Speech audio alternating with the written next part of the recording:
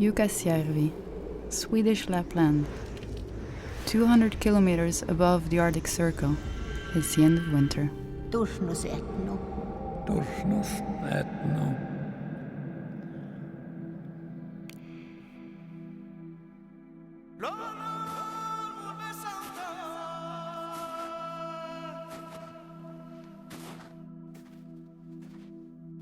What does the famous ice hotel looks like this year? I wanted to see it before the sun would start demolishing it. In what room was I going to spend my first Arctic night? The Suite 307, Art Deco?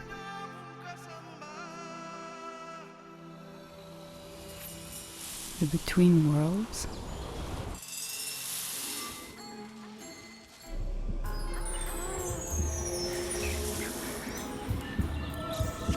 Arne, the artistic director, tried to explain to me while we're having a vodka why the character of this temporary place is different every year. Or rather, while having a couple of little vodkas named Fire on Ice. This is Fire on Ice with a pepper vodka and sour grapefruit liqueur, passion fruit juice and spicy syrup. Varsågod. Yes. I like contrast. Cheers. This works. It's beautiful. Wow. Every year when the Ice Hotel is opening, we say, this is the best year. And we said it since I started. This is the best year.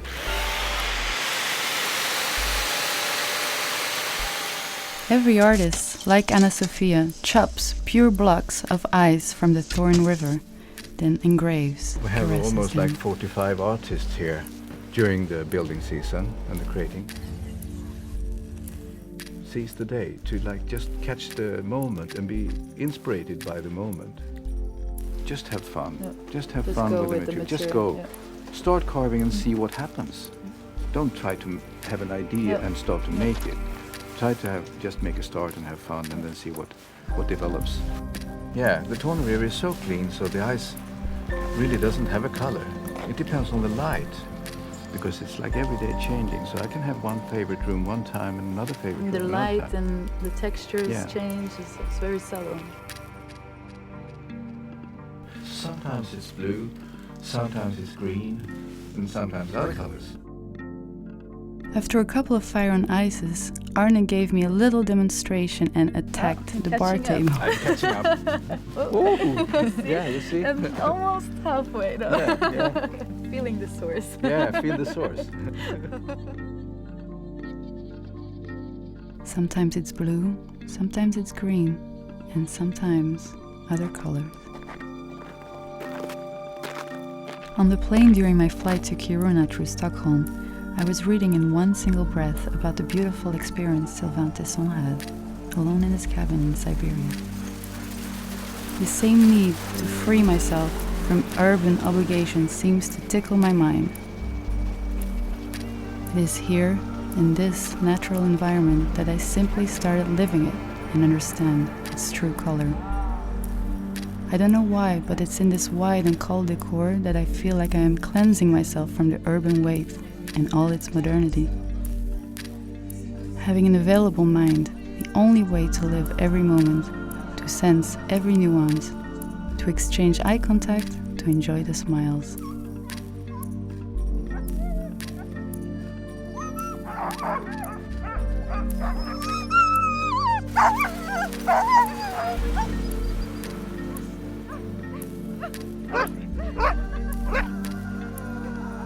Here, I am starting to make up for everything the city steals from me. Everything my job steals from me as well.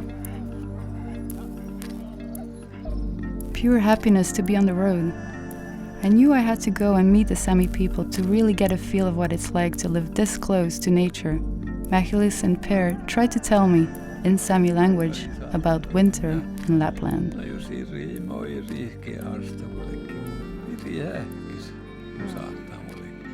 Siellä hahpuu. Näillä loppiaan kalamelmi. No mitkä ilmi tuolle huoletiin? Kalamma kateko mannani ja mannan irrisleinu kalmata otsi vaatsi. Me juonu talle vaan. Onko tälle tai joholu tälle? No, Liikkeemme. pajilta kalle vähän liikkeen. Alla voi puhua.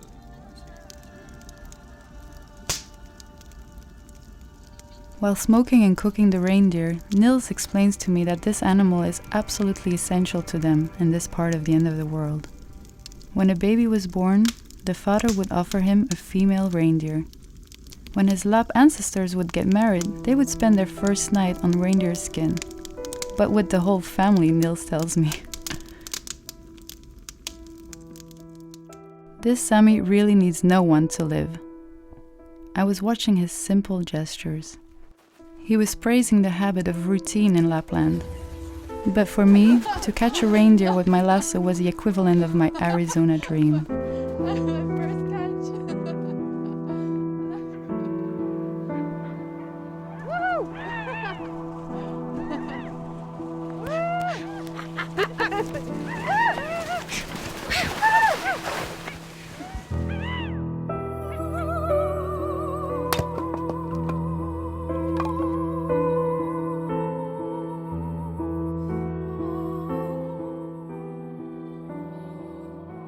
On this overpopulated, overheated, and noisy earth, a log cabin in the woods, a wood fire, and a window overlooking a lake make me reconnect to life.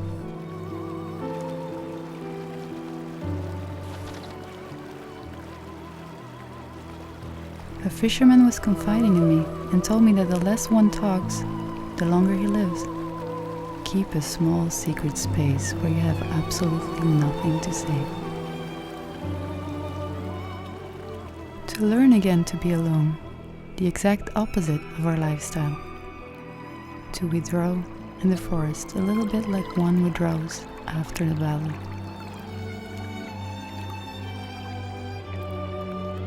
A fresh waterhole to awaken the senses, simple gestures we forget about.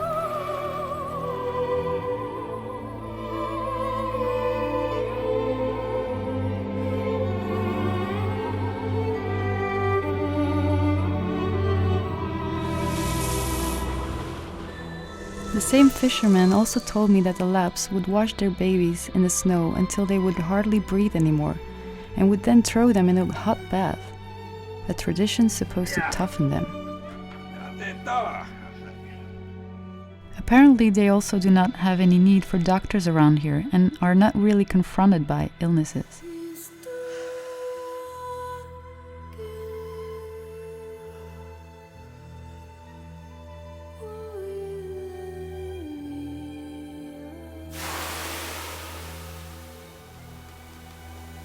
I came here to find a different kind of luxury. The luxury of not running after time, of watching it, of passing through, of not being subjected to it, of being able to be indifferent to it.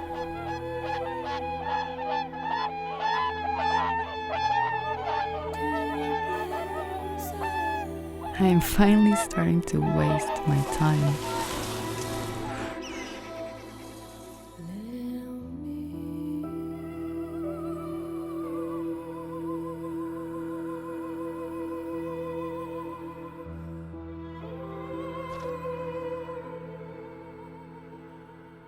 It's in the Suite 302 that I was finally going to spend my first Arctic night at the Ice Hotel.